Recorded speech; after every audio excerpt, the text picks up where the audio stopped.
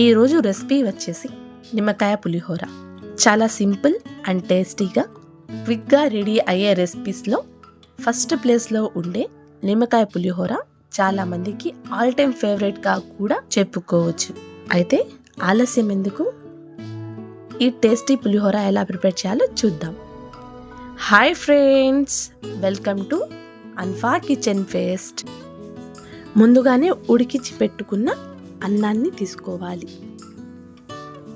ఇందులో ఒక 2 నిమ్మకాయలని ఇలా రసం తీసుకొని ఒక బౌల్లో వేసుకోవాలి.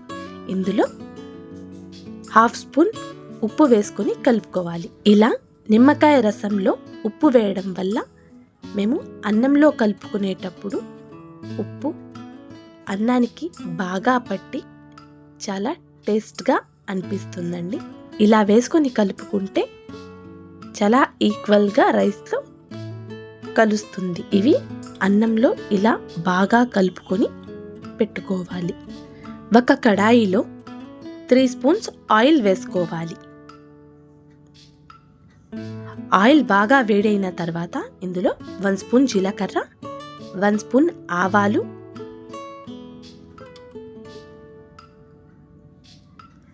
1 స్పూన్ పొట్టు మినపప్పుని వేసుకుంటున్నాను. మీరు మినప గుళ్ళైనా వేసుకోవచ్చండి. 1 స్పూన్ పచ్చి శనగపప్పుని కూడా వేసుకోవాలి. ఇందులోనే 3 ఎండుమిర్చిని ఇలా సగానికి తొంపి వేసుకోండి. వేసుకొని ఇలా ఒకసారి కలుపుకుంటూ ఫ్రై చేసుకోవాలి. ఇందులో 1/2 కప్ పల్లీల్ని కూడా వేసుకొని మీడియం ఫ్లేమ్లోనే బాగా కలుపుకుంటూ ఫ్రై చేసుకోవాలి.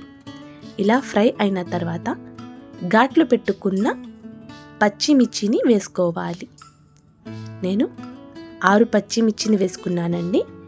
ఈ పులిహోరకి పచ్చిమిర్చి టేస్ట్ అనేది చాలా బాగుంటుంది.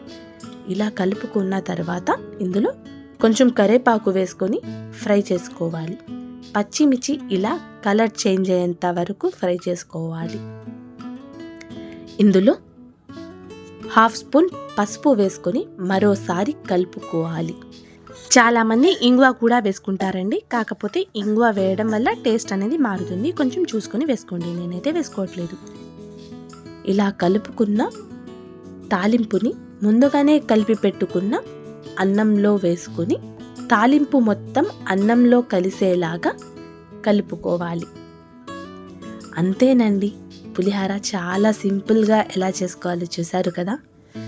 మీరు కూడా ఇంట్లో ప్రిపేర్ చేసి ఎలా వచ్చిందో నాకు ఫీడ్బ్యాక్ కమెంట్స్ రూపంలో తెలియజేయండి. ఇంతకీ మీ పులిహోర లవర్స్కి షేర్ చేయడం మర్చిపోబాకండి. మీకు ఎలాంటి రెసిపీస్ కావాలి అని అనుకున్నా నాకు కమెంట్ చేయండి, నేను డెఫినెట్గా పోస్ట్ చేస్తాను. మళ్ళీ కలుసుకుందాం మరో టేస్టీ అండ్ ఈజీ రెసిపీతో.